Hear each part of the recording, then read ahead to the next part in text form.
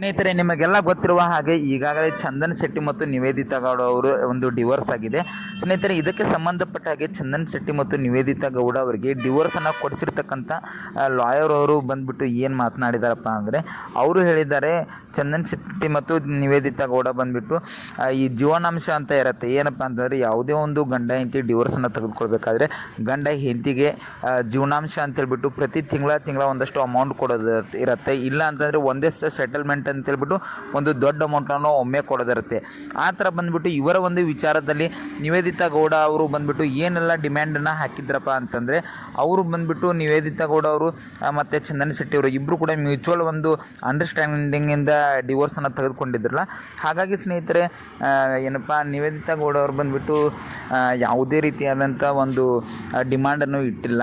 ಆದರೆ ನನಗೆ ಅಷ್ಟು ಕೋಟಿ ಬೇಕು, ನನಗೆ ಇಷ್ಟು ಕೋಟಿ ಕೊಡಬೇಕು, ನನಗೆ ಅಷ್ಟು ಅಮೌಂಟ್ ಕೊಡಬೇಕು, ಅದು ಮನೆಗೆ ಬೇಕು, ಇದು ಬೇಕು ಅಂತ ಯಾವುದೇ ರೀತಿಯಾದಂಥ ಒಂದು ಡಿಮಾಂಡನ್ನು ಕೂಡ ಅವರು ಇಟ್ಟಿಲ್ಲ ಅಂತಲೇ ಹೇಳ್ಬೋದು, ಅವರು ಹೇಳಿರುವ ಪ್ರಕಾರ.